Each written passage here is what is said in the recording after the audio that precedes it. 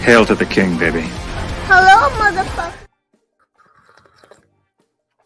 Welcome to the party, pal. Your friendly neighborhood Master Chaos here. I hope you're well. It is August 2024. This is the closest thing physical media folks get to appointment television here on YouTube. Thank you for joining me. It's an honor and a pleasure to be here with you to discuss the August releases for Vinegar Syndrome. It always seems to be a fun time. Even if it's not on sale, it's always a blast to discuss it, and I'm honored to be your Huckleberry. Let me check in with the chat here as we await the releases. We have about 29 minutes to go. We do have a lot to discuss in the world of physical media that is disappointing and outside the bubble of Vinegar Syndrome, and we will right now actually. Movie Palace of Blood actually points us in that direction. He says MC was Severin botching their Opera 4K and Tony the Dead resubbing to VS, which I did not know. Can you bring some order to this chaos and make it all make sense?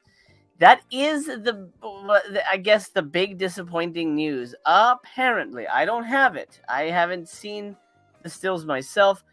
But word through the physical media grapevine is that the Opera 4K disc is fucked. Something about the color space or something or other. Whatever it is, it seems like it's a big fucking deal. And it seems like Severin's going to have to comment on it forthwith if they have not already. And most likely issue replacements, which means Opera is probably going to stop sales on that for a minute while they figure that out. I'm not sure if that's happened yet.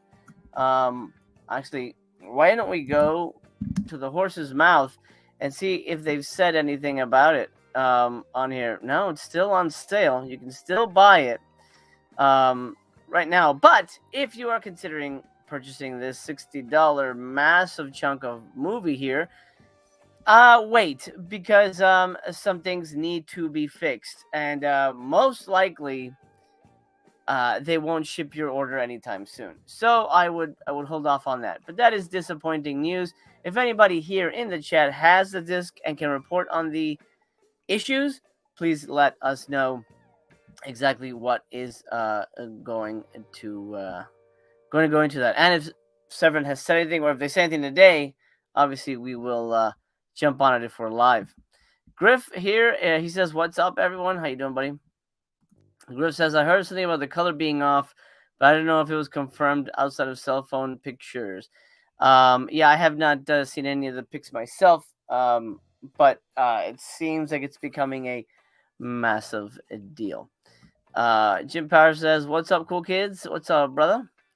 Dr. Giggle says, "Of course they botched it. It's Severin." I mean, Severin's run into a lot of bad luck.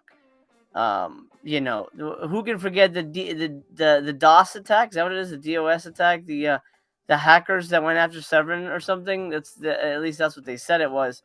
That shut it down during Black Friday. Who could forget those wonderful times where you had to basically email them your order? Good times. Hollow Notes, hello to you. Scolder says, "Hello, motherfuckers." Steelbook is here. What's up, buddy? Hey, peeps. Reggie, good morning to you. DJ Depression says, "I doubt they would correct it if it was how the transfer was intended to look." I'm not sure if that's the case, though. But if that's the case, you know, I doubt they're gonna sell a lot of $60 ones to people in the know. I think most people who are just sort of unaware will just accept it. I mean, maybe it's not too bad. I don't know, but I know the people who really give a shit about their presentation. I don't care if my box has dings and things like that. But those people who do are gonna raise a stink. I mean, maybe it's a disc breaking issue. Maybe it's like, no way. Let me show you how bad this looks. Then yeah, then we have then we do have a huge issue, and Severin has to respond incredibly quickly. KN5150, hi, cheers from Australia. Cheers to you, new member, or not member. I don't have members here, but new to the chat. Thanks for hanging out here. Tanner, what's up? Let's get this Vinegar Syndrome cornbread. Okay, let's do it. I've never heard it referred to that, but let's do it. Cornbread it is. B-Dub says, "What's up? Let's see what garbage we'll be buying from VS today." The trick is to not buy it, but unless you really, really want it. And although we know what we're gonna get, I mean, we pretty much know what we're gonna get. We'll talk about that in a moment. Code B-Man, thank you so much. He says, "Thanks for the streams, MC. I appreciate your support very much. Thank you for being such a generous subscriber to the channel. Thank you so much. By the way, let me drop that here right now, real quick. If you're not subscribed, do me a favor and do so, because it inspires me to keep going, and it helps the channel grow, sort of right under the 2,000 cusp, and I'd love to blow past it, and keep expanding. It would be an honor and a pleasure to do so. So do consider subscribing if you have not already. Have a ton of content on this channel. Recommendations for every label. I mean, I'm not even kidding here.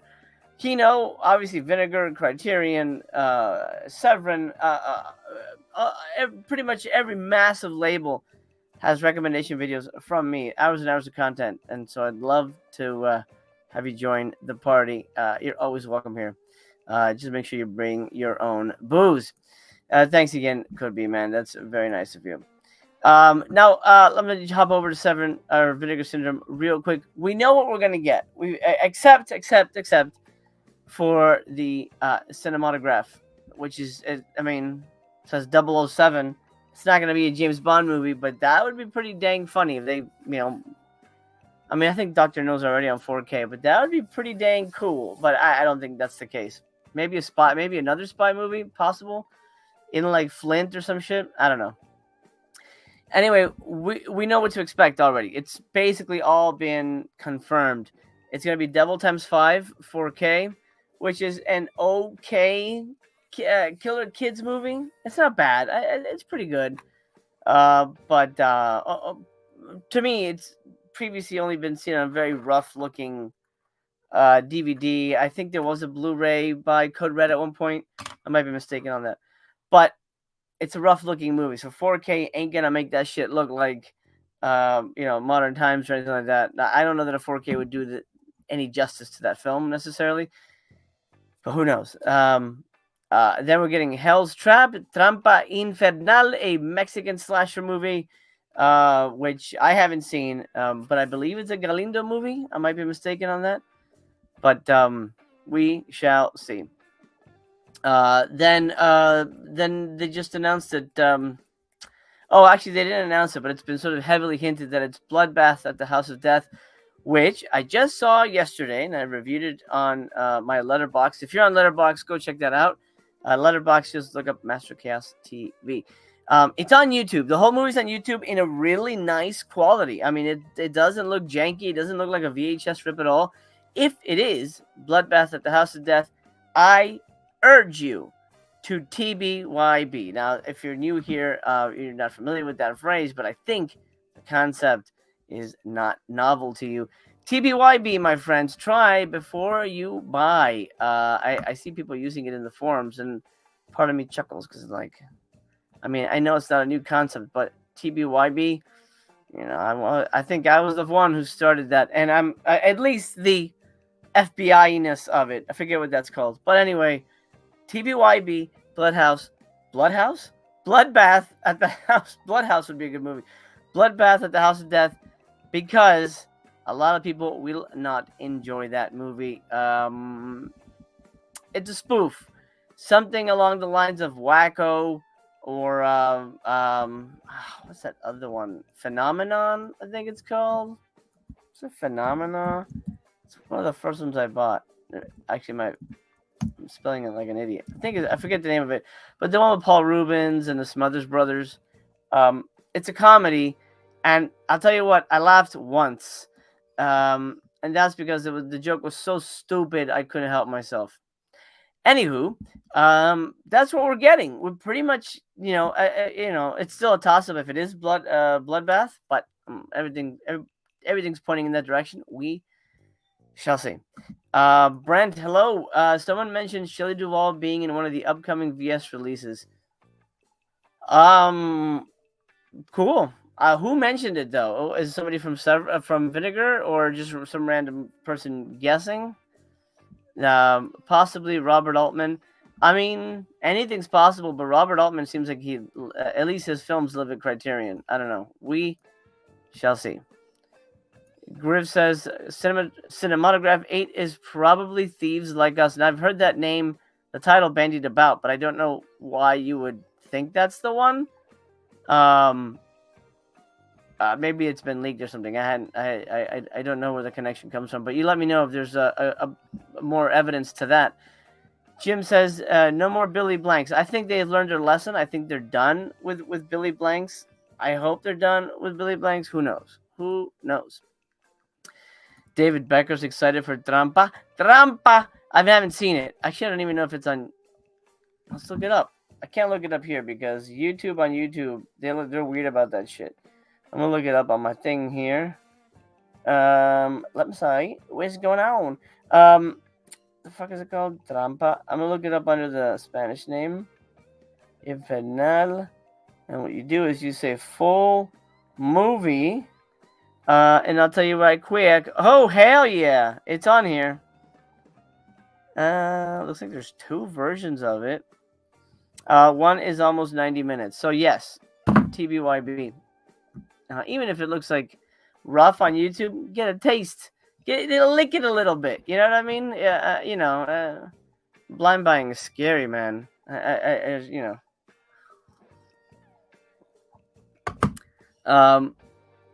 Scary. Pandemonium, that's it. Thank you, Griff. That's exactly what it's called. Which I kind of liked. I like Pandemonium. I also like Wacko, but no. Bloodbath didn't work for me very much. Griff says, I don't think Ian Vincent Price can save that Bloodbath. By the way, he's tangentially in the movie, and then he goes away before the hour mark.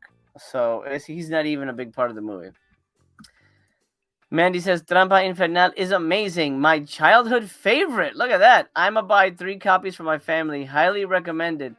Oh, there you go. That's a huge thumbs up from Mandy there. That's fantastic. Hansi says, I hope we're getting a Milky Way double feature. Expect the unexpected would be great. Oh, that's another thing. Thanks for bringing that up. We are getting another VSA, and it's supposed to be an Asian action double feature. So... we shall see what that is. It could be anything at this point. Brian Trash, howdy, back at ya.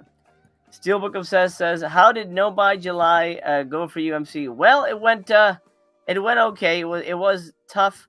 Toward the end of the month, there was a couple conventions, and so I couldn't help myself. It was like Comic-Con, and it was Midsummer Scream, which is a big Halloween convention here. So at Comic-Con, you know what? I'll bring them next time. But I got plushies of the Ghoulies. The Ghoulies, guys! It's insane to me. The Ghoulies. So I got, for Ghoulies 2 specifically, fish, rat, and cat. And they look amazing. I had to get them. $25 a piece. Not that bad. Compared to the plushie of a fat, sweaty dude, which I also have. Rest in peace. Anyway, so I had to get that, and then at Midsummer Scream, I got a shirt that says "Coming soon to home video" because it kind of fits my brand, not only here, but in the work I do, which is films that usually only go to streaming because physical media is slowly dying in the commercial independent space.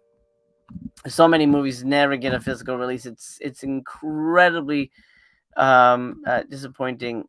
You have no idea how many movies go without a physical. It's insane. But there is an avenue, which is nice. Streaming is the new grindhouse market. Unfortunately, most people don't know where to go to find new shit. And it's hard for things to get an audience nowadays, which is a bummer.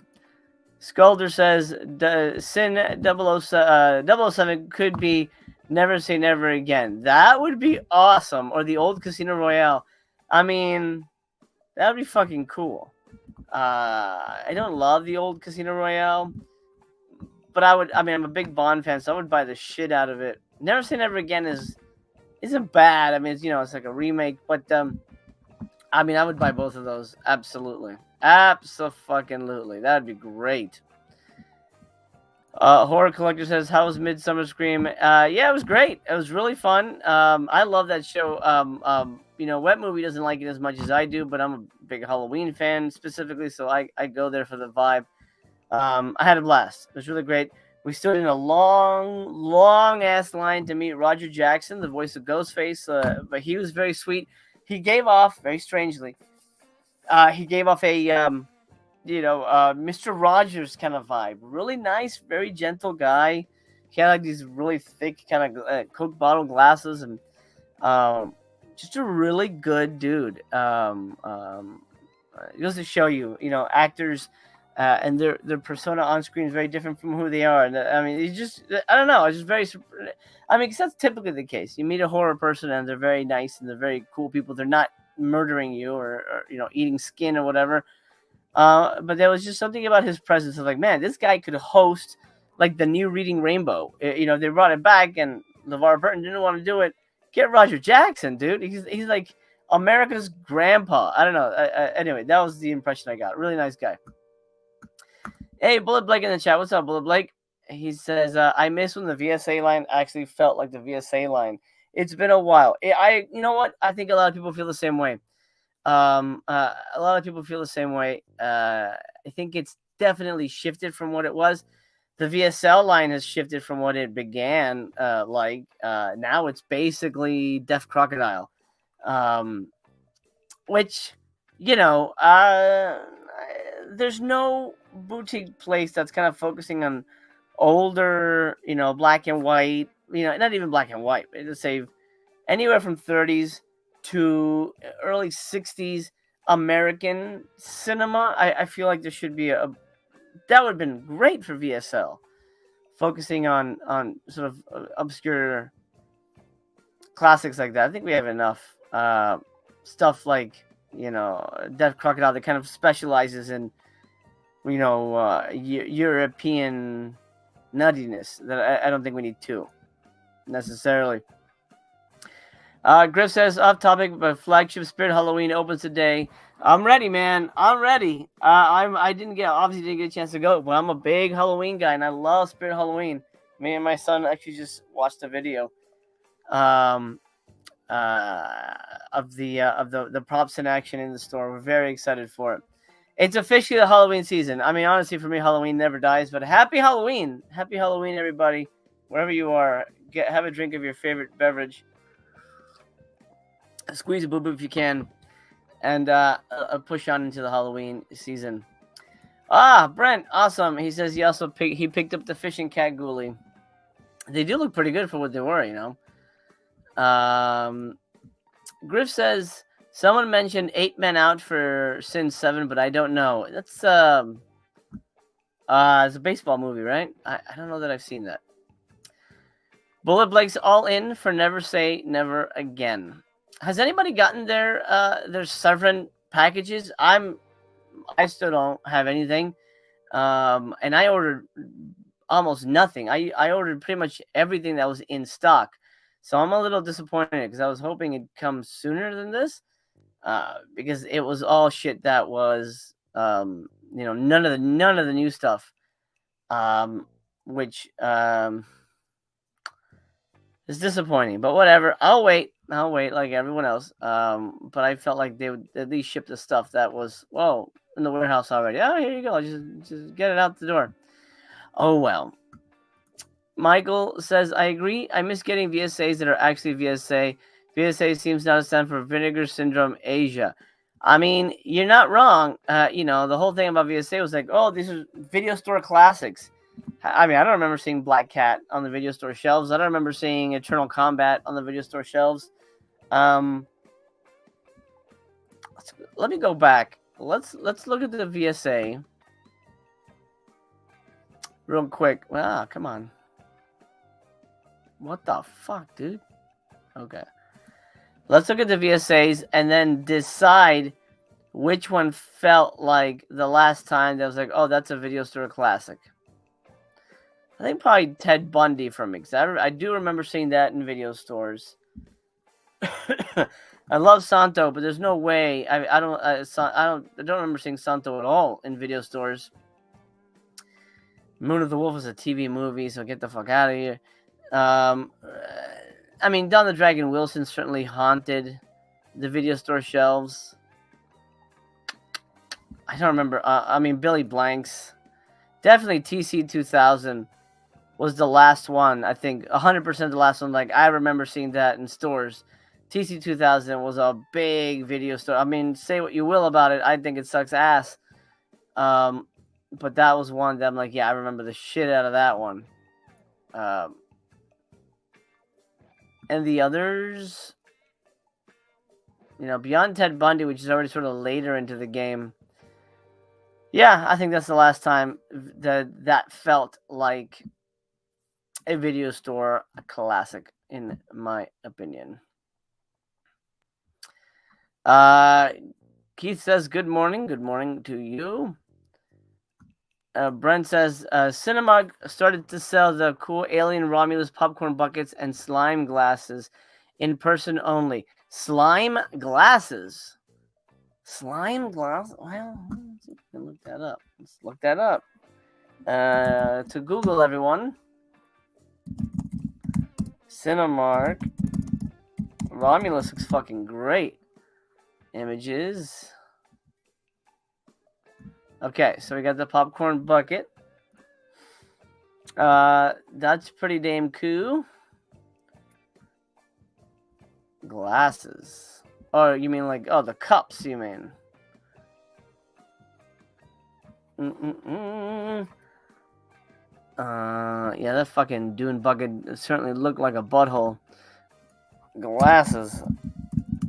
Let's see if that looks specifically. Alamo Draft House has these. These are cool.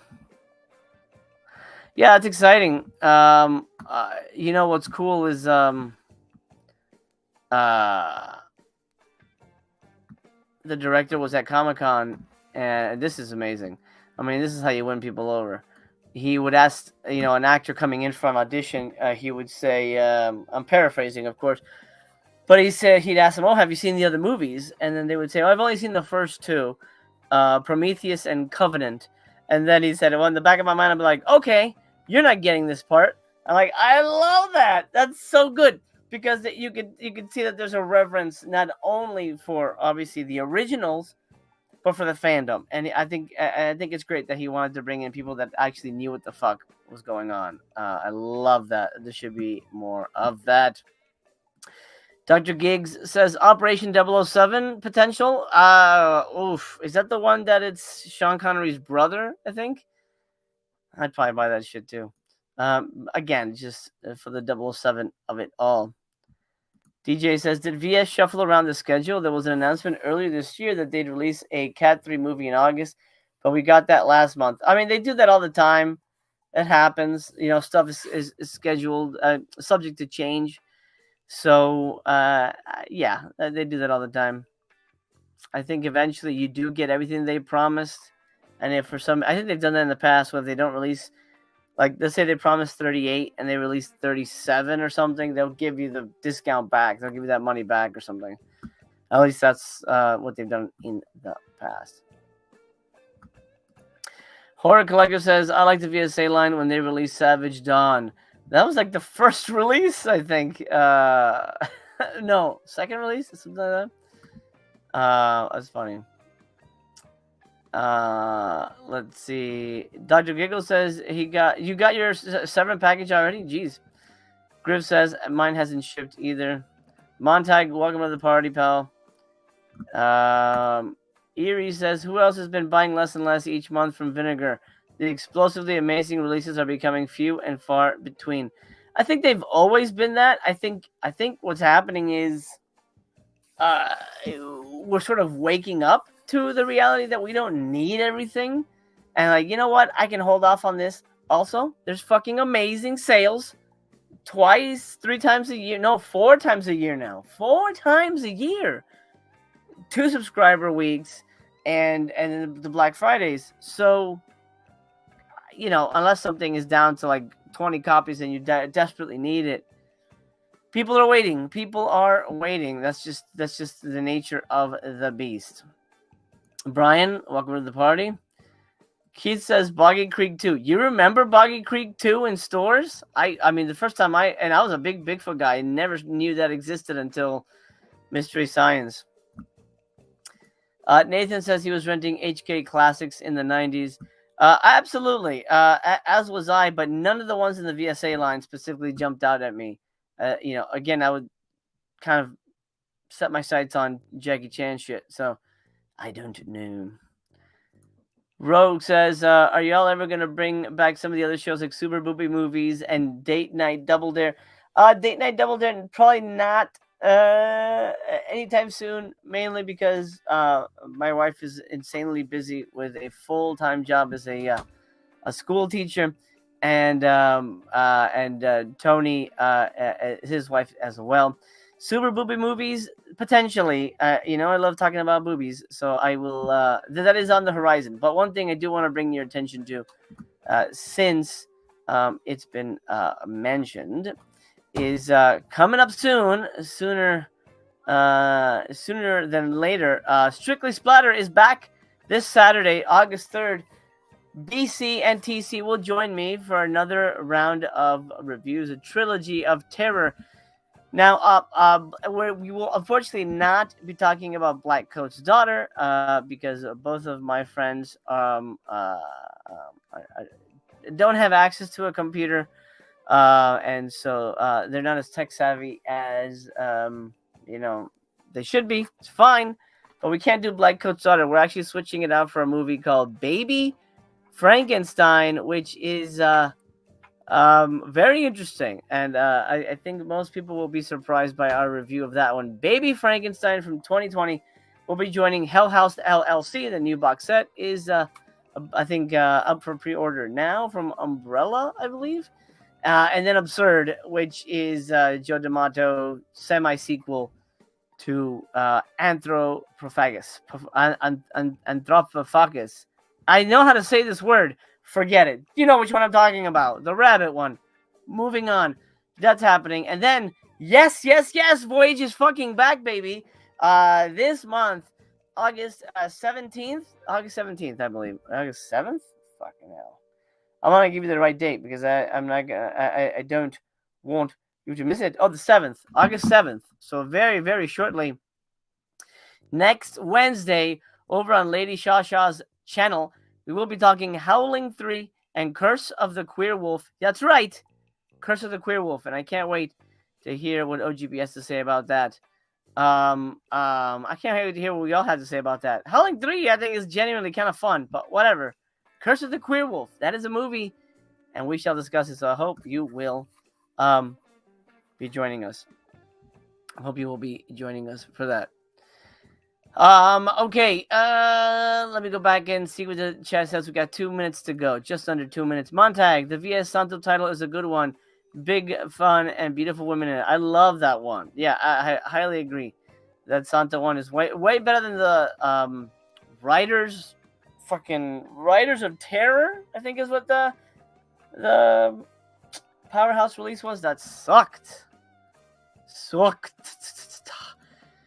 Brent says Romulus cups have green slime inside them. Oh, interesting. Dr. Giggle says, I only got the Emmanuel box set, so that's probably why. Oh, okay. Yeah, well, I'm glad that shipped to you forthwith. Keith says, yeah, my mom and pop video store had Boggy Creek too. That's cool. That's very cool. I'm glad to hear that. Cam says, I buy as much as ever, including anything Jose related for the sake of supporting MC. I was a Patreon supporter till the end. Thank you, Cam. I appreciate that very, very much. Thank you very much. That means a lot. Nathan says, I think Black Coat's Daughter is Perkins' best film. You know, the first time I watched it, I'll give you my review of Black Coats. It's 4 stars for me, 4 out of 5. I really liked it the second time. The first time I watched it, I'm like, what the fuck is this? This is so boring and it goes nowhere. So it rubbed me the wrong way the first time. Second time, I kind of okay, it's gonna be slow. Let's just see what the vibe is. I saw it right before I watched Longlegs to kind of get in the spirit of it, and I loved it. So yeah, very good. All right, Scholar says a black heart for the Void shows. He loves it. I'm so glad you guys love it. I love doing it. It's my favorite thing to do on YouTube. Here we go. Ready, ready, ready, ready. They're not ready. Ready, ready. Let's go. No, they're still not ready. Okay, okay. Here we go. Oh, it is Bloodbath at the House of Death. How do people? Oh, Joyride. Joyride. Are you serious? Come on now. Come on now, everybody. Load. Is it loading for anybody else? Okay. Something's weird here. Am I doing something wrong here? Here's what I'll do. Let me... Not loading for me.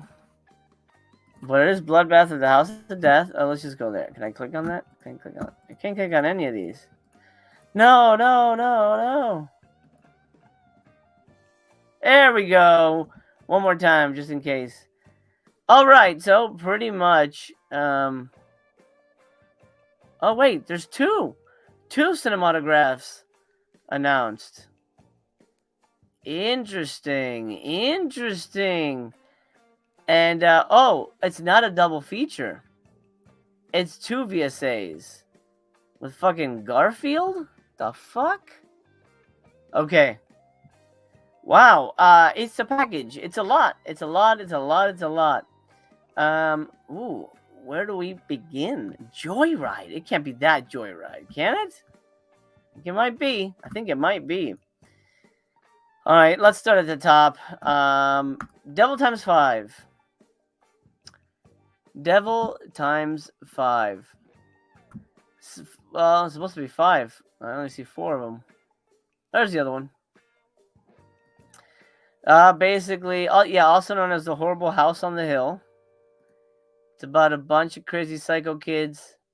It's a pretty decent movie. I mean, the kids are always creepy. The best killer kids movie is Who Could Kill a Child, a Spanish film. That's the best. Oh man, that fucking movie. That one was hard. It's not a bad movie. Actually, the 4K doesn't. I mean, if this is from the 4K, it doesn't look too bad. I was worried it'd be grainy as shit, but that don't look too bad. Let me zoom in on that motherfucker. Here we go. Okie dokie, Julie, her boyfriend Rick, and a number of other guests have assembled at the chalet of her wealthy father, nestled deep in the snowy surroundings of Lake Arrowhead, which I've been to. Their laid-back boozing and petty arguments are upended by the unexpected arrival of a group of 5 mysterious children who claim to have become stranded after their bus broke down. Taking pity on the youngsters, the group offers to let them stay at the house until help arrives.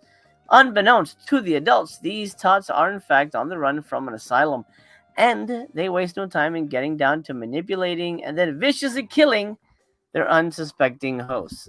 Pretty decent movie. Overall, classic drive-in horror, notorious only for savage violence and mean-spirited humor. It's also one of the greatest killer kids films ever produced. People Toys, that's another name. People Toys has another meaning. Okay, 1974, 88 minutes, tons of special features, 2 disc set, 1 UHD, and a region-free blue. Brand new audio commentary with The Hysteria Continues. Archival commentary with, looks like some of the cast and the co-director. Interviews galore here. An archival featurette with some other actors. I guess they maybe have passed. I'm not sure. And theatrical trailer. And then an alternate title card. It's a fun little movie. I mean, it's not terrible. Is it $38 worth? No. Yeah, no. Montag says the little black boy comes down the swing and kicks the guy out the window. Spoilers. Spoilers.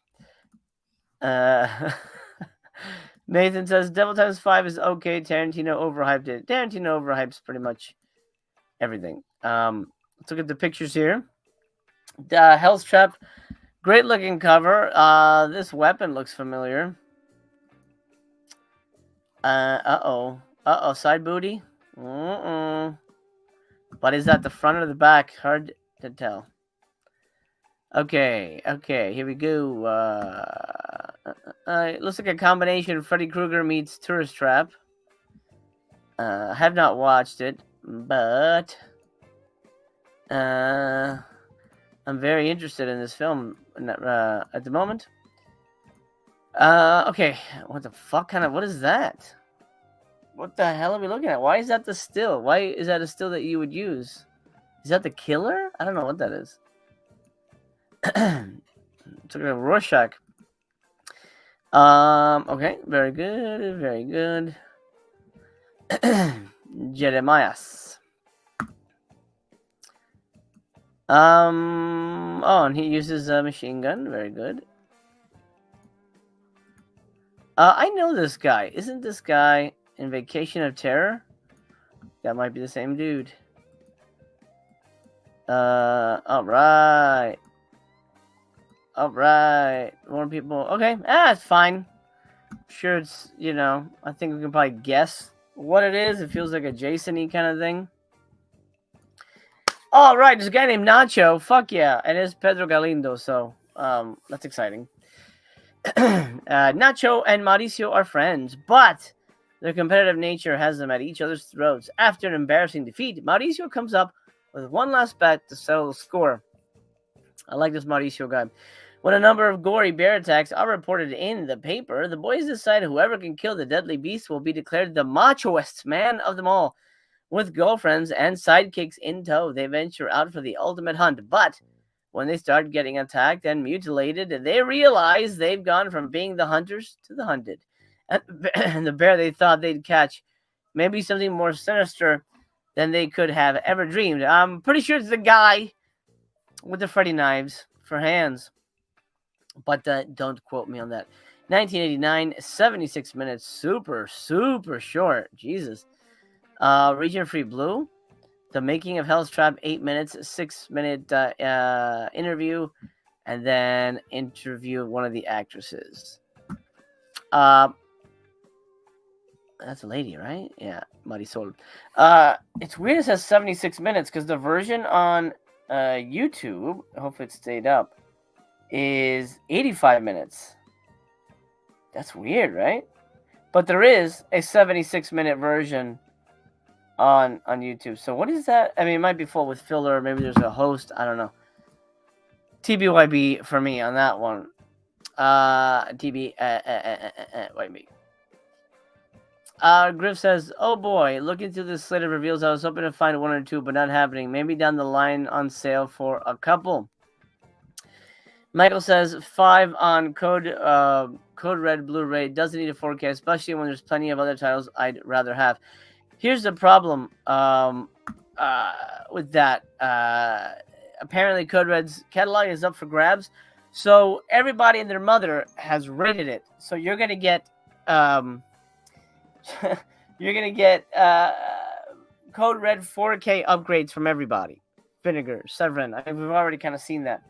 So get ready for that. I'm not a big fan of re-releases, even if it's upgrades. Because usually the movies don't warrant a 4K upgrade, in my opinion. Let's go on to the next film here, which is Bloodbath at the House of Death. I'll tell you what, my Letterboxd review, I won't go into details, but I gave it a 3 out of 5. Mainly because I thought it was fun to watch. I thought it was a fun watch. And that is a lightsaber, yes. Wow, that's what they choose for the back cover? There's so much more cool stuff they could use. This is what they used, the lady with the thing on her head? Wow, that's a little disappointing. Anywho, it's a fun watch. I mean, is it funny? No, I don't think it's very funny. There's a little bit of nudity, very briefly. Vincent Price, as you can see, it's older Vincent Price. Is in it for 15 minutes, maybe that, not even that, maybe 10 minutes. Yes, it is. No, it's not her that she gets. It's not her. Wow. Okay. So this movie rips off Star Wars, E.T., Alien, Carrie. It's kind of a hodgepodge of ripoffs, and you know, I don't know. It's one of those kind of try too hard but still not feeling genuine kind of comedies. It feels like a less raunchy and less funny scary movie too. Uh, yeah, almost underbaked Mel Brooks. With a whole bunch of weirdness towards the end, and in my opinion, a very unsatisfying and confusing finale. Uh, well, these pictures are completely out of order. They're just like randomly from throughout the movie. Yeah, TBYB. Go look. It's on YouTube and it looks really good. I watched the first 10 minutes. If you're into it, okay, fine, get it. $30? No, my friend, no. It's not worth $30, in my opinion. A group of 6 scientists have assembled to test the apparent abundance of supernatural goings-on at the secluded Headstone Manor. No sooner have they set up all of their ghost-catching gadgetry than the hauntings begin. From randy spirits to unexplained manifestations, all the signs of the afterlife incarnate are present. But when members of their party start winding up deceased, it becomes clear that these undead souls aren't very friendly. And all the while, the foggy grounds of the manor are being traversed by another mysterious figure. A riotous British send-up. I mean, I think that's a little hyperbolic. I didn't think it was funny. It feels like Surf 2. It feels like that other one, Guest House Paradiso. 2 movies I didn't think were funny, but 2 movies I thought they were funny. Yeah.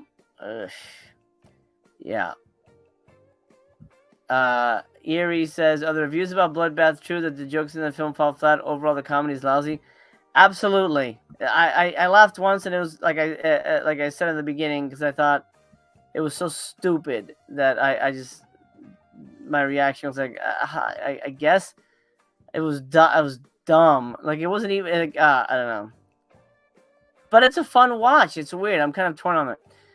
Commentary track, interview with Barry Cryer, co-writer, and then interview with the producer, and then a 23-minute archival look back at a cult classic. Man, I wish it was funny.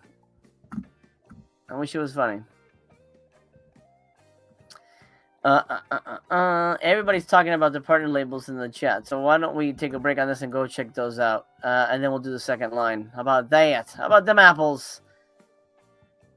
Let's go do that. Let's see what they got. Woo! Motherfucker. 4 films?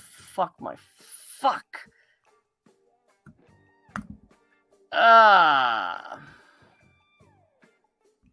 Fucking fuck.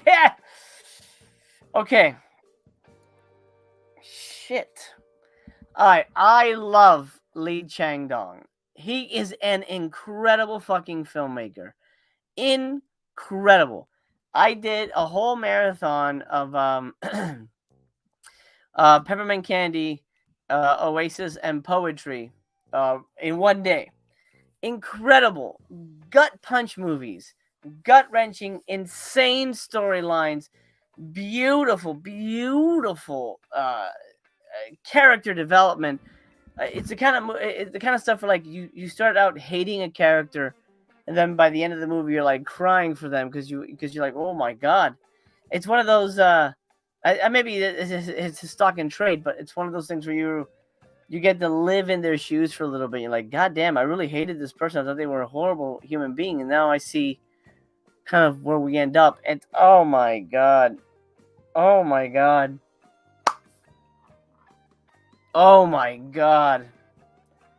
So the reason I'm upset is because I bought the box set from Umbrella that had Oasis, Peppermint Candy, and Poetry. And here, motherfuckers, they include a 4th film, which honestly I haven't seen, so it might not be good, but Greenfish is the addition here. Oh man. Heartbreaking stuff. Greenfish I haven't seen, so maybe it's the weaker one. But I would 100% titty fuck the shit out of this release. But I already have 3 of them, and I don't want to get it for just a 4th one. But, however, if you like amazing cinema, 100% grab it. It is, and if you like Asian cinema specifically, and if you like storytelling and screenwriting, great character development, great story development. I mean, it's next level what this guy does with his cinema. So I absolutely 100% thumbs the hell up on that one. John says, Lee Chang-dong box set. Yeah, it's incredible. It is an incredible release. Oh, Joshua, thank you. He says, Greenfish is his weakest film, but this is the first HD release it has ever had. Okay. I'm going to have to, I'll have to track it down. I'll watch it. I wanted to watch everything he's put out. I'm a fan. Very much a big fan. This is his directorial debut, I see. Wait, Greenfish? Fuck, let me look it up. Maybe I'm gonna go to Letterboxd. Letterboxd. Maybe because I did see another one. Letterboxd is what helps me remember that I've existed. No, okay, I have not seen this one. It's from 1997. In his directorial debut, Greenfish, Lee uses the conventions of film noir to explore the story of a young man who becomes ensnared in a dangerous love triangle with the girlfriend of his employer, a local mob boss. Opening on a shocking scene of implied suicide, Lee's sophomore film, Peppermint Candy, proceeds to move backward in time, revealing the unhappiness of his protagonist in reverse chronology. Brilliant fucking movie. Gut punch. In Oasis, 2 societal outcasts become unlikely soulmates when an irresponsible ex-con befriends a woman with severe cerebral palsy. Now, this movie might be one that at first is kind of in bad taste because the woman doesn't have cerebral palsy in real life, and so she's kind of doing, one of these things that it could kind of be funny, but it's such a beautiful love story. It's incredible. Following a matriarch who finds her capacity as a caregiver threatened by Alzheimer's, Poetry features a Cannes award-winning screenplay by Lee and an achingly vulnerable performance by legendary actress Yoon Jung-hee, I believe is how you pronounce it, in a role he specifically penned for her. She's great. I mean, every actor in this is fantastic. You got making of, auditions, and outtakes. Looks like pretty much for everything, and a commentary for a Greenfish. Wow, what a release! Film movement is quickly becoming my favorite partner label of all time. Incredible stuff, man.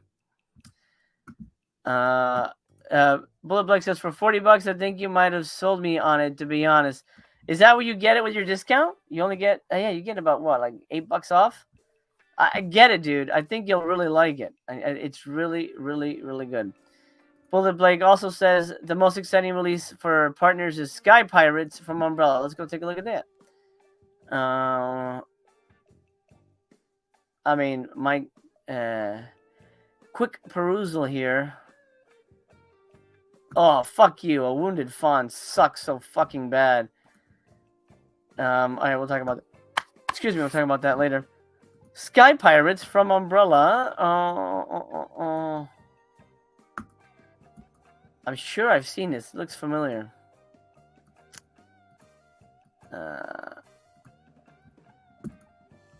Maybe I'm mistaking it with something else. You remember Biggles, Adventures in Time? I don't know if I remember that movie, but it feels like Biggles. Anyway, in the wake of the success of Raiders, Maverick auteur John D. Lamond and Cullen Eggleston joined forces on this breezy, tongue-in-cheek, thrill-a-minute big-screen epic inspired by their love of Republic Pictures cliffhanger serials, boasting exotic location work and an action-packed, genre-bending plot that includes time warps, UFOs, and Bermuda Triangles, and the Philadelphia Experiment, not to mention an aerial dogfight and a Raider-style truck chase. Sky Pirates is the ultimate old-fashioned, fast-moving, two-fisted, pulpy B-movie experience. What's not to like? Okay, I don't think I have seen this, but it sounds like a blast. 1986, 85 minutes, region-free blue. Extended, not quite Hollywood interviews. Deleted, extended, tons of VFX breakdowns, a tribute to the director, Indiana Clones trailer reel. Oh, interesting. Yeah, it looks cool. That looks like a fun watch. And this will probably be around for a while though, so maybe on sale if I hear good things, but who knows? Oh, Reggie says, whatever happened to Jim Cotta? I don't know what you mean. Jim Cotta is dead in the water as far as I know. I think Warner Brothers is, for some reason, squeezing the life out of that movie forever. Nick, yes, Neon Maniacs 4K absolutely would eat the shit out of that movie. I can't wait for that. Love Neon Maniacs. Oh boy. JJ says, "Damn, too many double dippies from every label. I am personally over it. I think a lot of people are." Let's look at the Shudder release, A Wounded Fawn. This was obnoxiously bad, in my opinion. I disliked it very much.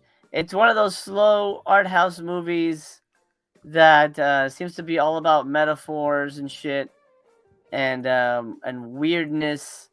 I really hated it. I disliked it absolutely horrible. In my opinion. Called one of the best streaming services in the. Oh wait, no, that's okay. That'd be weird. Meredith Tanning, a local museum curator, is dipping her toe back into the dating pool, only to be targeted by a charming serial killer. When a fateful romantic getaway between the two becomes a tense game of cat and mouse, both must confront the madness within him. It's the kind of movie where, it's kind of like, serial killer date gone wrong. And then the second half of the movie is like, what the fuck is going on? Everybody's having a fucking weird mental breakdown. It's like a weird acid trip of a thing. Not for me. 2022, 91 minutes, Region A. A whole bunch of interviews and a short film, including a booklet. Not what I would recommend. Dark Star has T blockers. Is that like YouTube? Titty blockers? Let me inquire. Not a fan of this artwork. This looks like this was like drawn like in class. God is a gay porn star. Well, why didn't they put that on a shirt? I'm sure that shirt would have sold. This feels like you would do it with like, scented markers in class while the teacher's talking or something. I don't know why scented markers. That's just kind of what came to me. All right. Okay. Yep. Nope, not for me. Not for me. In small town, Australia, a nightmare is brewing. Sophie is I don't know if that's a joke or not, but anyway, Sophie is a young filmmaker obsessed with finding a thought to be lost, long lost film. Meanwhile, an earthquake unleashes ancient parasites in the area that thrive on hatred, causing outbreaks of violence. Now Sophie and her friends, struggling with dating and their undesirable jobs, must also face off against an ancient evil that spreads like wildfire. Wait, what? Wait, no. That can't be that. What? That's the plot? 74 minutes. Jesus, super short. 2023. Region A, you get a bonus film called Bad Girl Boogie. That's the plot of the movie? I would not know that from the cover. Parasites that take over the town? What? And maybe they got that wrong. I have no idea. I've not seen that.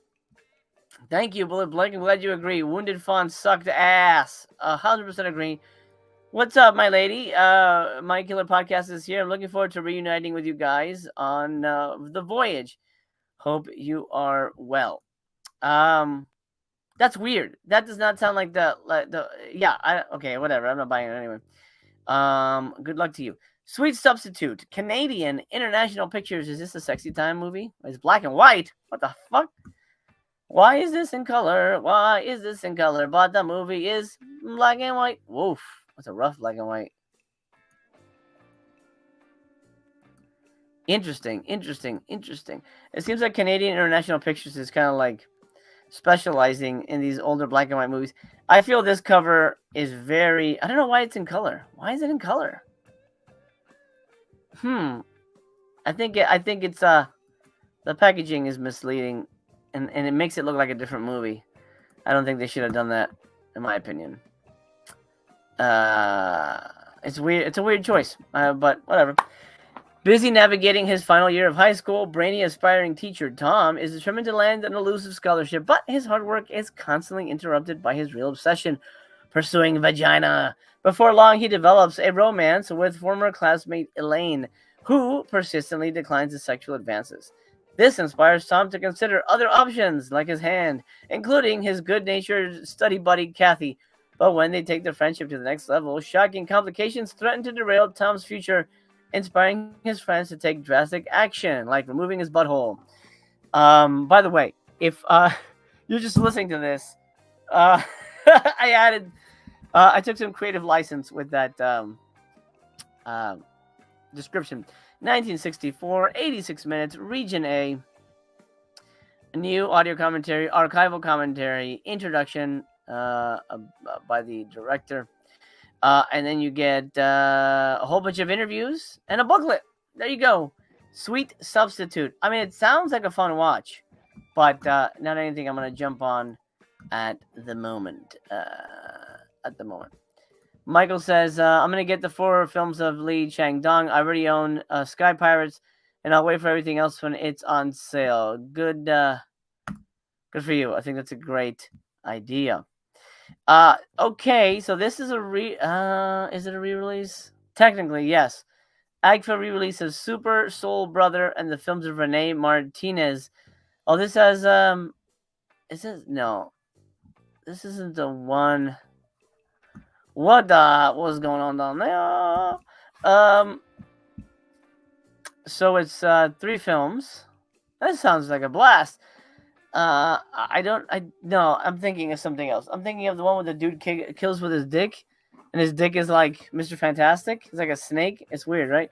That's not this. This is Steve Gallen, who sounds off the air. What the fuck is that? Oh, okay. I'm gonna skip that. The wild man was captured last night. Okay. I don't know what this is. This is so confusing. I'm going to read the one on the site instead. But anyway. This looks... Oh my lord. Dwarves and scratches and shit. This looks right up my alley, honestly. Oh my lord. I may have to buy this. Okay. Let's get wild. Super Soul Brother and the films of Rene Martinez Jr. collect the anti-dimensional filmography of enigmatic Miami Babe. Miami. Oh man, well. DIY filmmaker Martinez for the first time on home video. Super Soul Brother, naive wino Steve is injected with a serum that gives him superhuman strength. A catchphrase, I'm wild! And a quest to battle the mad scientists and crooks who made it all possible. The guy from Harlem finds gritty private investigator Al Connors locked in Mortal Kombat with crime kingpin Big Daddy in an explosion of cocaine, kung fu, and funky jams. By the way, drop a thumbs up if you haven't already. Remember to do that. It helps the channel, helps the video. I appreciate that very, very much. It really does a lot of good. Finally, Road of Death follows the local rockers, the Joe Banana Band, and friends, including the parents. Oh my god, the parents of Thora Birch, one of which is a porn star in real life, as they seek revenge against a biker gang for their hideous crimes, complete with a shocking climax that predicts the final scene of Death Proof. Oh, interesting. There you go. That's where he got it from. I knew Tarantino can only steal. Region Free Blu-ray, Super Soul Brother, Guy from Harlem, and Road of Death. 3 movies, basically for the price of 1. I'm in, baby. Let me get that. I'm in for that. I'm excited. Very excited. I think I'm going to grab that one. Yes, Joshua, thank you. It was an AGFA DVD release at one point, and now it's on blue with the slippy dippins. Sydney says, "I was just listening audibly. Does it really say that? You'll have to go back and find out what I added." Okay. Sipa. You know what? Let's take a break on this and go look at the other ones. Okay, let's do the VSAs. My Father is a Hero, not My Father the Hero, with Gerard Depardieu. This is Jet Li, and let's see. Is this a comedy?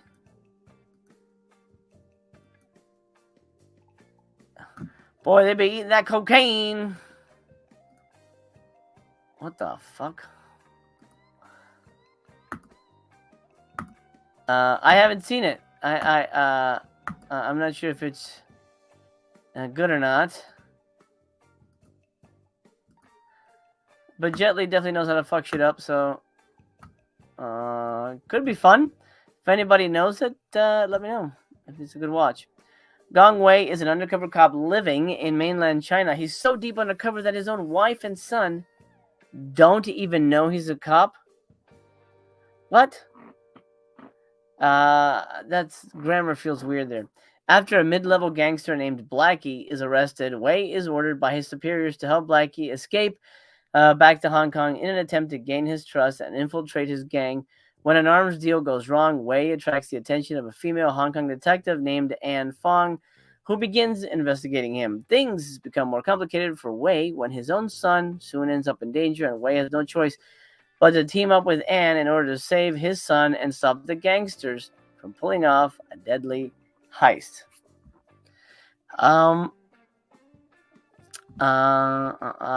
Released in America under was The Enforcer? Wait, The Enforcer's fucking badass. If it's the one I'm thinking about, The Enforcer's fucking great.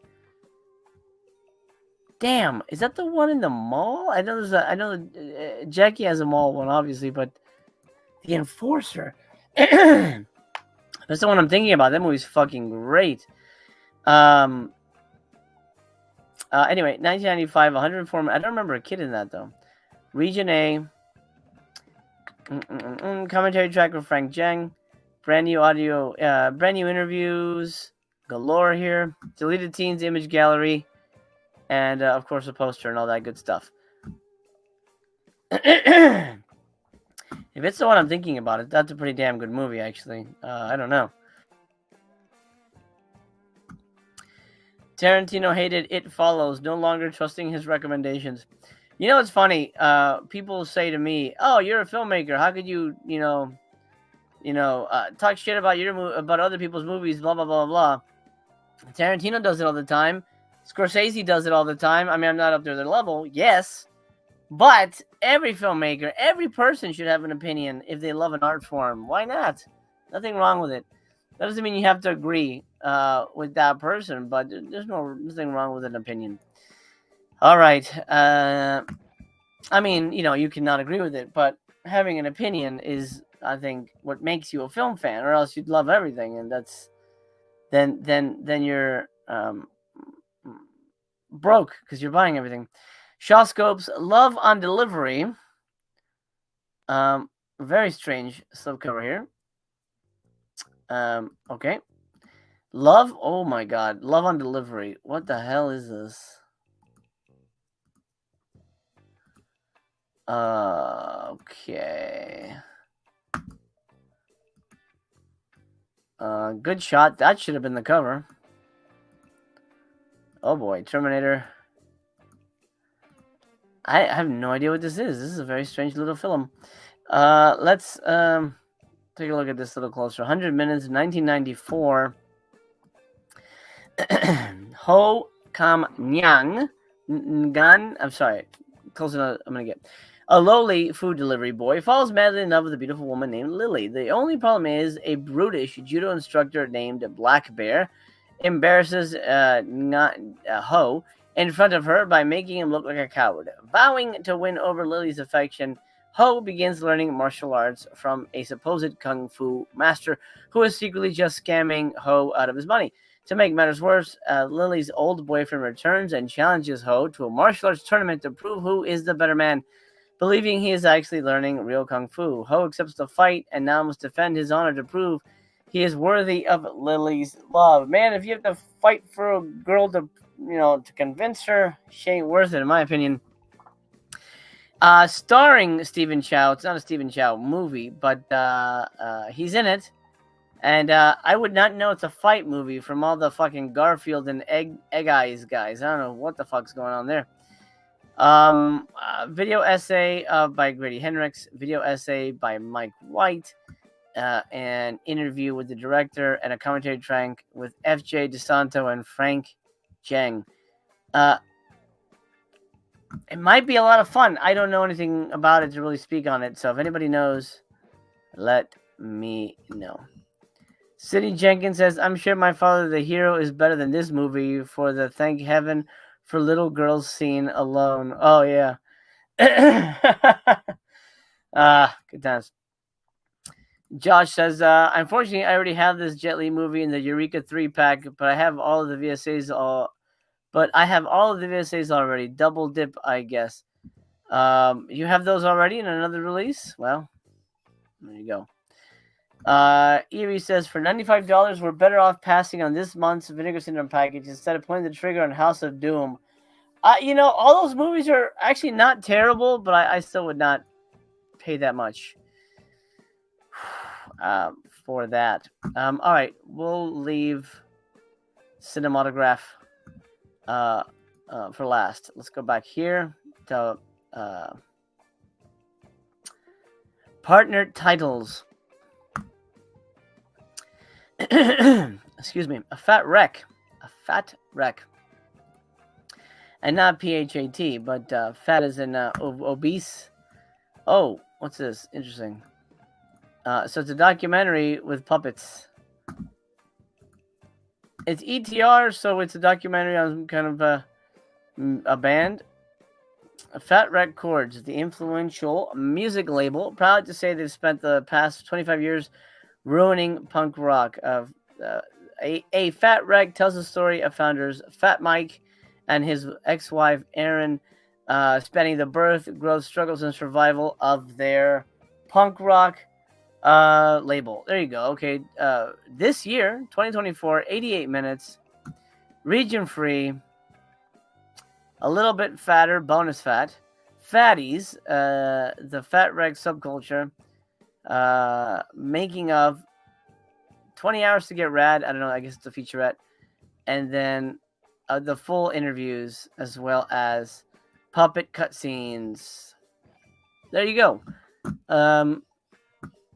If you're into punk music, that's probably up your alley.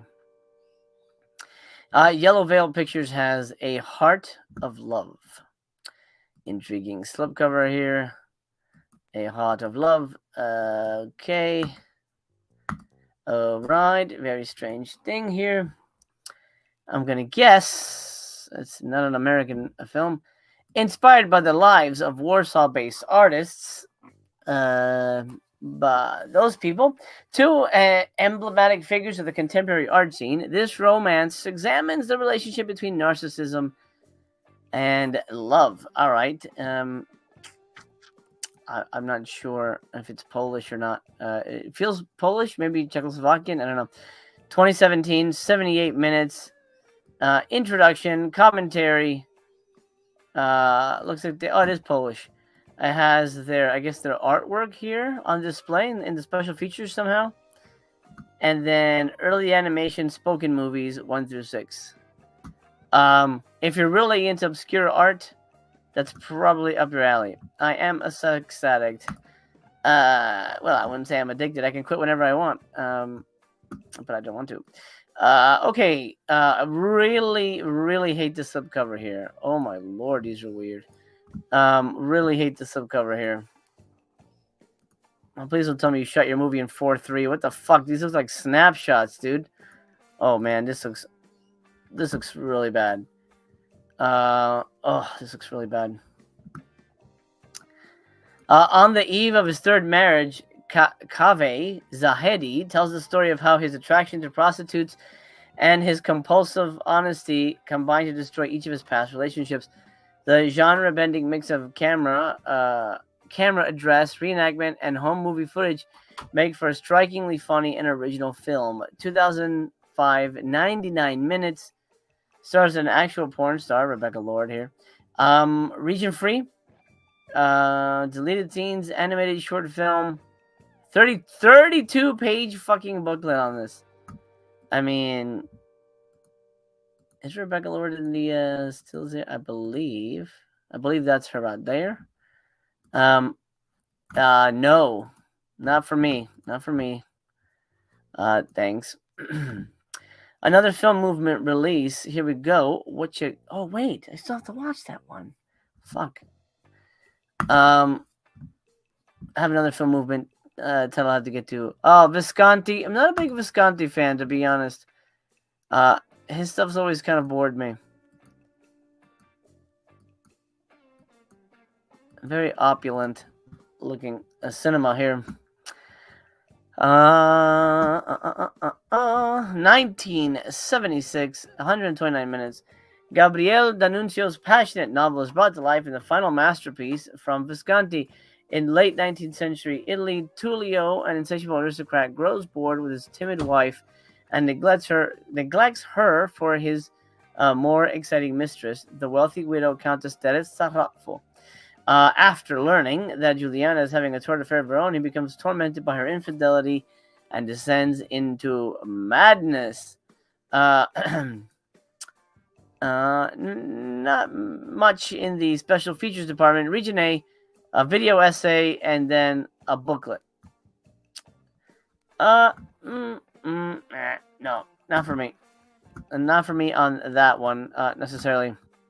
Brent says, Sky Pirates is Australian Indiana Jones. Quick runtime with nice cinematography. Umbrella did a great job restoring. The Indiana Jones trailer is a lot of fun. Never seen a lot of them. So is that like a full running time trailer, like a feature, or is it just like 2 or 3? Because I don't know how many Indiana Jones clones there are. Utopia brings you Omen. Not the first or the original. What does Zabolo mean? The mark of the devil. Oh, oof. Okay.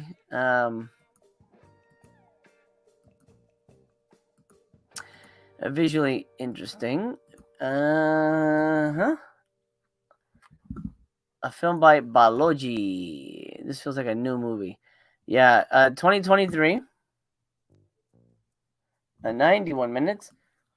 Following Kofi's return to his birthplace after he has been ostracized by his family, Omen explores the weight of belief on one's destiny through 4 characters accused of being witches and sorcerers, all of them intertwined and guiding each other into the phantasmagoria of Africa.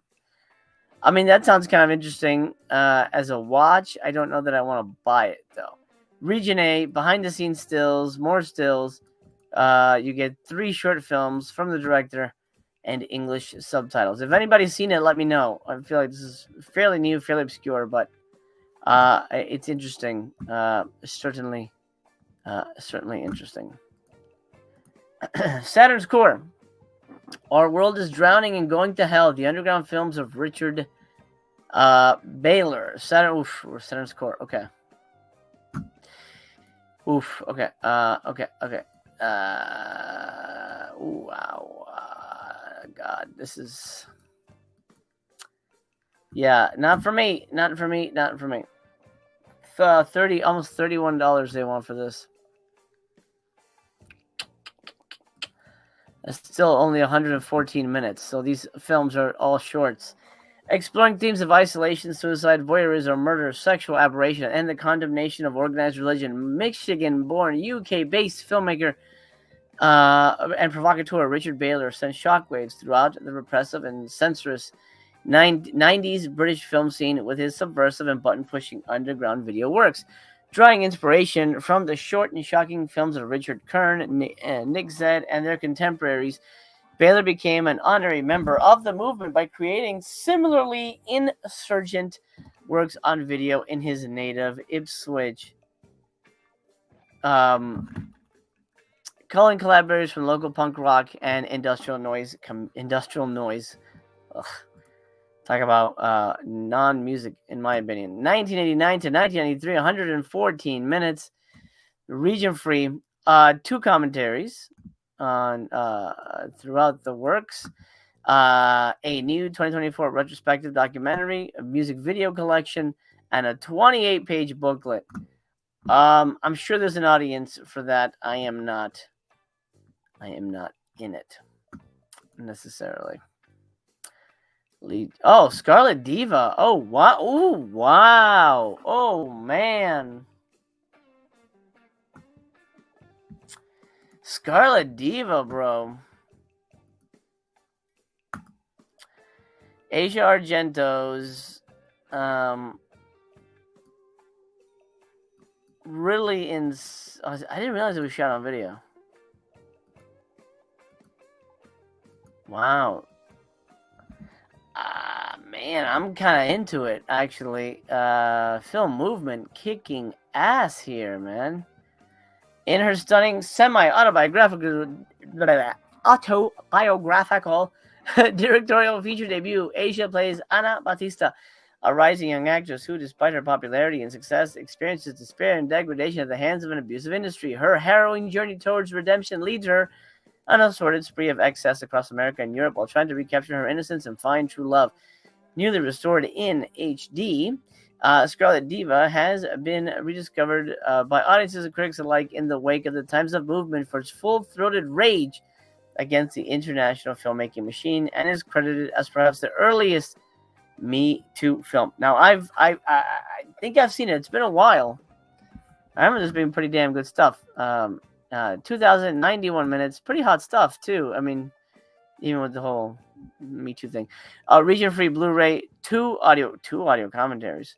A featurette, an Asia Argento interview, the making of. Dang. I'm kind of interested in that, honestly. It's a spicy meatball, and she's a spicy meatball indeed. Stan says, I'm tuning in here late, and I see thy. Hello, how are you? Brent says, I'm going to check my umbrella disc now. Indiana Clones trailer reel is 41 minutes long. Thank you for that. Yes. Then that's a pretty nice little extra to have on there. Man, Scarlet Diva. God damn.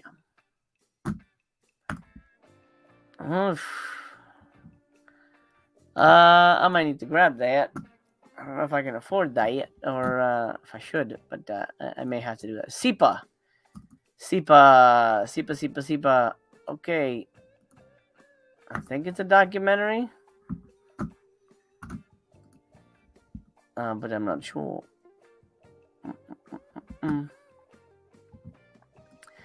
Nuestro Señor de los Milagros, our Lord of the Miracles, is the name of a swamp glittering prison colony in the Peruvian jungle. This is the dumping ground where the worst prisons in the country send their toughest of the tough. A bizarre island of freedom where tragedy and absurdity create a close-in world. I think it's closed-in world, seemingly invented from feverish dreams. Here are murderers who survived the taking of hostages and a subsequent massacre at Lurgancho prison. So it's a documentary about a Peruvian prison. All right, then. 1987, 79 minutes, region-free, 2 audience Q&As, theatrical trailer, booklet, introduction by Werner Herzog, and a booklet essay by Michaela Saxer. Sepa, our Lord of Miracles. No thanks. I'm sure it's interesting, but I'm kind of done with that kind of shit. So I'm going to buy this triple feature of, I suppose, of blaxploitation films. Renee Martinez, a fellow Miamian, gotta support. And I could probably wait on this because it's got over 2,000. I could probably wait on this for sale. But I'll have to wait for probably halfway to Black Friday or something like that. Scarlet Diva, on the other hand, has less than 1,000, and I feel like I need to revisit this before I grab it because it could be depressing. Could be depressing. Oh, Standa is a thumbs up for Bloodbath. I just discussed it earlier. It's a fun watch, but I didn't think the movie was funny whatsoever.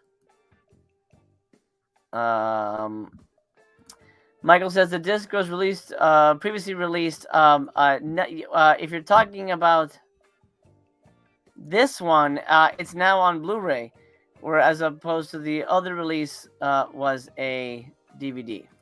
So that's the biggest difference. That's the biggest difference for me, anyway. Not that it's gonna make the movie look better, but I think it's more than just a slip for it. Stan says, "I'm all right. Hope everyone else is here too, including Blake." I agree. Seka is better than Sepa. Oh, thank you, Michael. Appreciate that. Scarlet Diva. Did they? Because, I mean, it's possible, but this is Film Movement. Ooh, what happened? The site crashed for one. Film Movement is a new label. So this might be at least a new label for OCN. So this is technically a new release. But Film Movement definitely has, of course, had discs in the past. And I know this has gotten a release, but I don't own it. So that is the deciding factor for me. Yeah, if I get anything, it'll be Scarlet Diva now because it's dropping, and I'm gonna wait on the Super Soul because it's got plenty in stock. All right, we're not done yet. We still have the cinematographs to discuss it.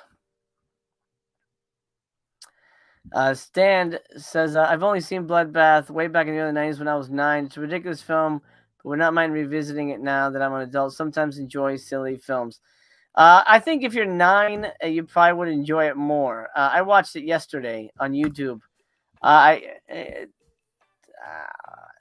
You know, I know comedies don't go over well with most of the audiences here.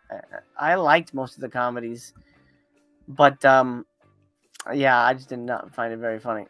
Joyride, Joseph Rubin's acerbic, disaffected youth crime drama with a cast of legacy Hollywood actors. Okay, so that is not the Lily Sobieski classic, which is in keeping with cinematograph. I've not seen it. Joyride. My guess it's another one of those movies that's really good, but it's a one-time watch. Oh, I'll read it off of here. Look at this thing. 3 disaffected youths in California. Desi Arnaz Jr. That's Melanie Griffith. Holy boy. Abruptly quit their job and take a ferry headed to Alaska in the pursuit of a new life running a salmon fishing business. Shortly after arriving, they are robbed, spurring a ripple effect of violence and its repercussions. An inspired amalgamation of road movie, dark comedy, and crime drama, Joyride is a defiantly unclassifiable slice of 70s Americana, deftly directed by esoteric genre filmmaker Joseph Rubin, produced by noted exploitation impresario Sam Arkoff, and featuring energetic cinematography by Stephen Katz.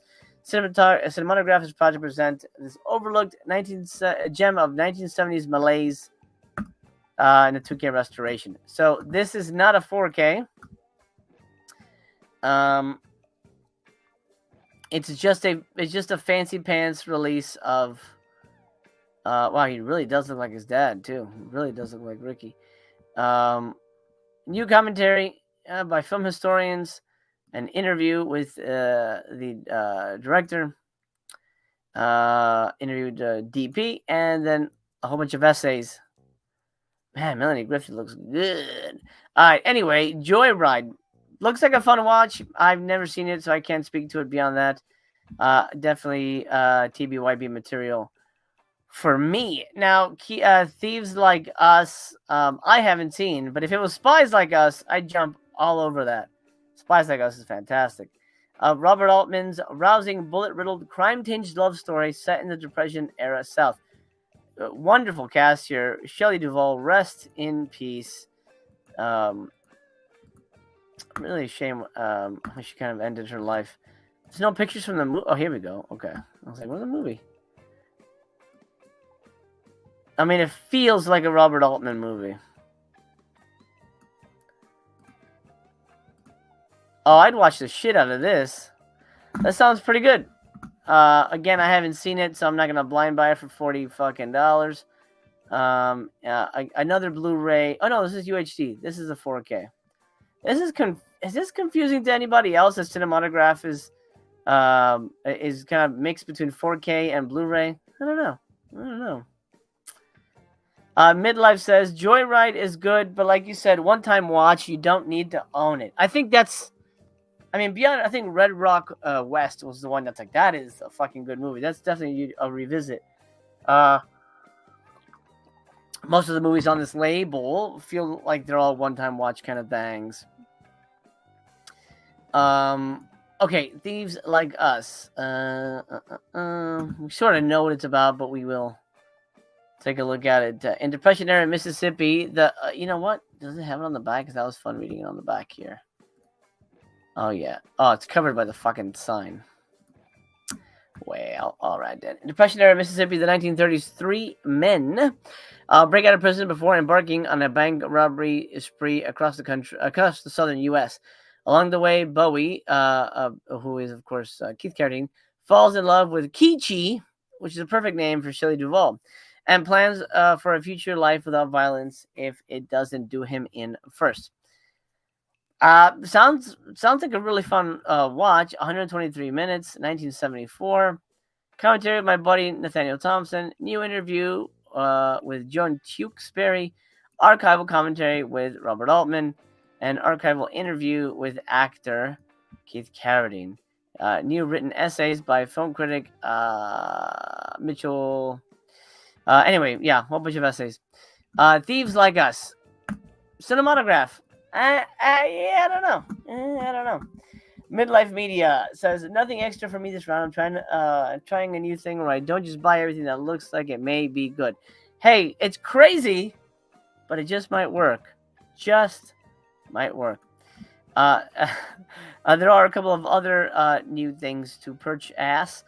You can get this holographic cinematograph popcorn sticker. I know Bullet Blake bought that shit. Tom Cruise says, I love my popcorn. Movies, popcorn. There you go. Okay. Cinematograph. Honk if you love cinema. Why? Okay, so are they trying too hard to make cinematograph like are they trying too hard to build this fandom? They've got like 2 cinematograph shirts. They've got tons of fucking merch. I haven't seen fuck all for VSA merch. Right? There's no VSA merch. I haven't seen fuck all for like, VSL or what are the other ones? DeGauser has one, I guess. VSP doesn't have one. VSUs don't have any. They are really going out of their way for cinematograph merch. I think they're really trying to build this fan base. A fucking pennant, $25 fucking dollars for that. That's weird. That is really, really weird to me. DJ, that's a good question. Are the Lee Chang-dong films rewatchable? They are. While you're watching them, they're pretty tough watches because of the subject matter and what's happening. By the end of the movie, in my opinion, you're going to be left with a feeling that is akin to no other film or filmmaker, really, because his films really make you think, and they take you on this weird journey where you're like, wow, how do we end up here? What an incredible fucking story. Are they instantly rewatchable? No, but I think they're digestible, and it's a kind of movie where you're like and that's why I bought the box set of those 3 films. Those are movies you want to introduce to people. Hey, if you want to see something cool, I mean, it's not like a party movie where you watch with your friends, but like your spouse or whatever, girlfriend, boyfriend. Hey, you want to watch something really interesting, or this is perfect. Your wife, or your girlfriend says, or your boyfriend or whatever, or your husband says, Oh, you only watch horror movies. You only watch, shitty, B movies. Oh, yeah?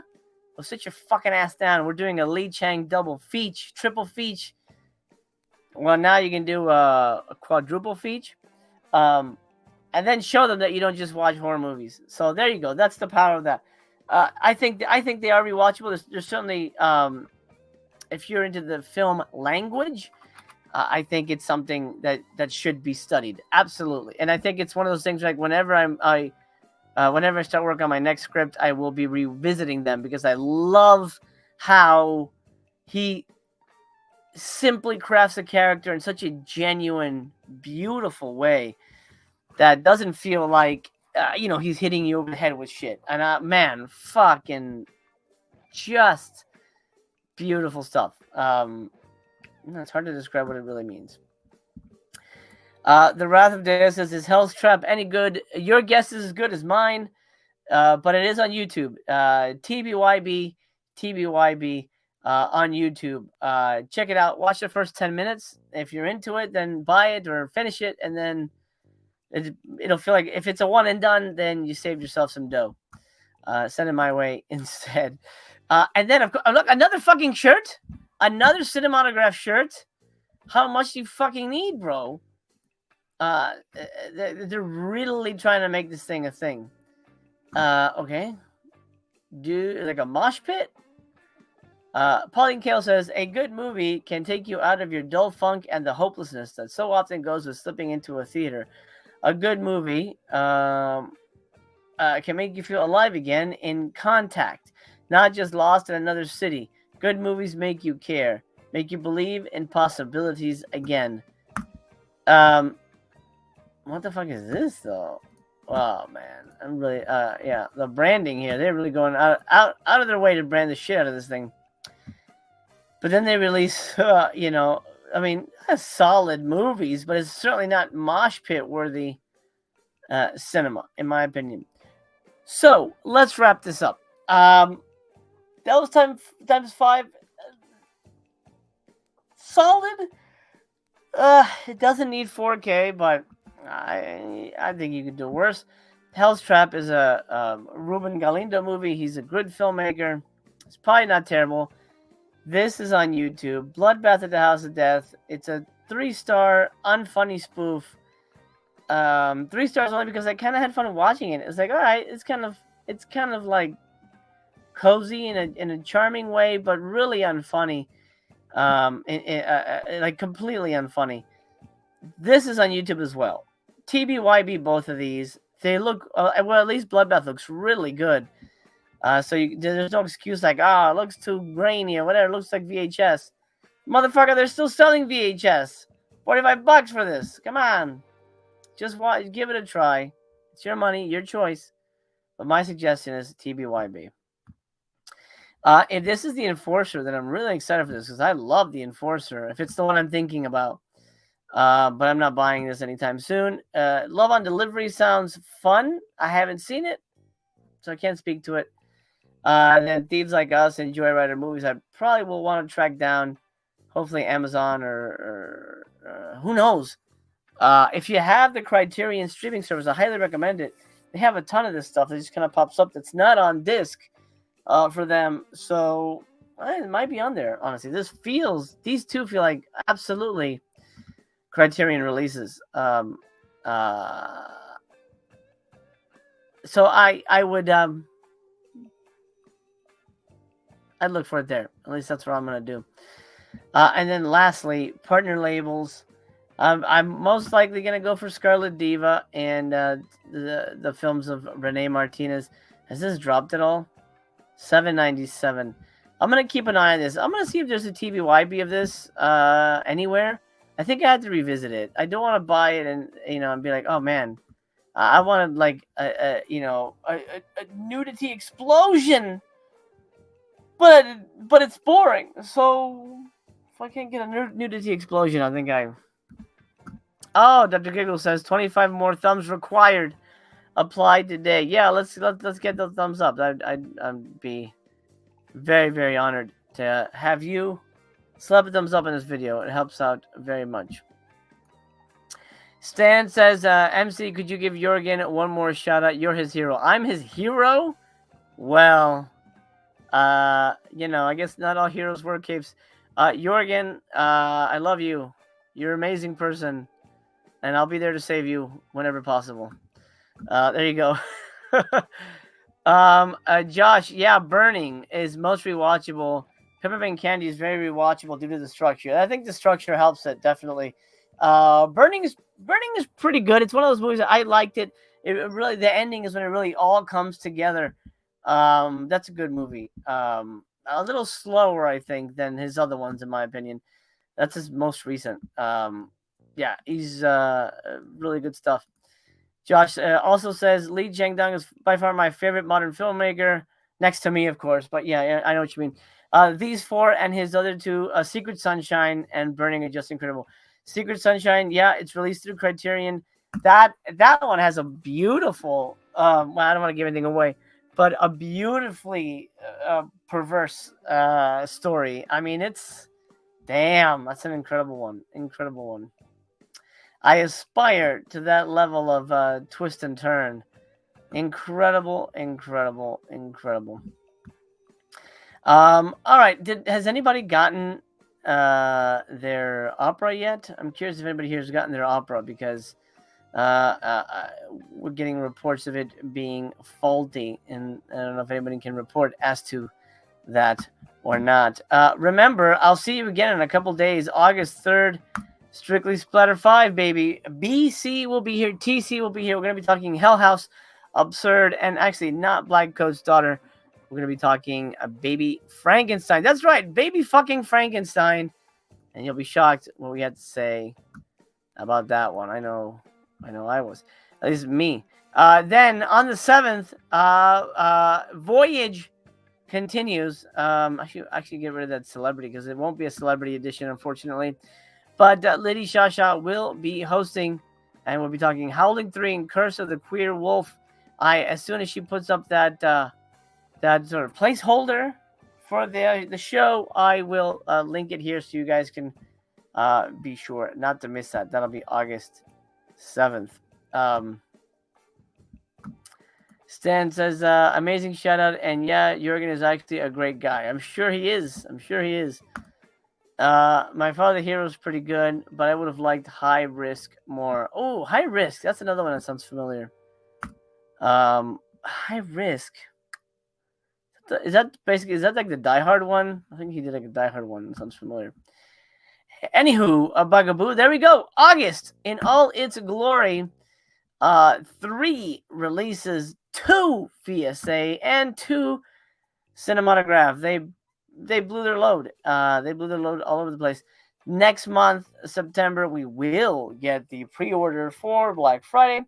So we'll already start talking about Black Friday, which is insane to me. But it seems like the second half of the year always goes a lot faster. Anywho, happy Halloween. Drop a thumbs up if you have not already. And I hope you have a wonderful August. I mean, August school's starting, at least for my kids and my wife. And we're getting back into the groove of things, all that good stuff. Stan says, I mailed VS and asked if there's a Labor Day sale, and I got a reply strongly hinting there is. Okay then. Well, I'll be here for that if it happens. But who knows? Like, we'll have to wait and see. Once it's announced, then I'll see you again. And I hope that is the case. My friend, I love you. Take care of yourself. I'm sending you all the best wishes in the world. Take care of yourself. Be good to each other. Be excellent to each other. I'll see you on the flip side. As for now, take care. Yeah. Y'all ready for this?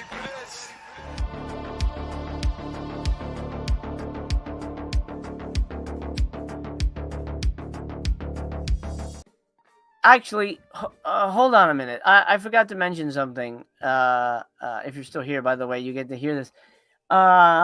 Apparently Tony of the Dead resubscribed to Vinegar Syndrome.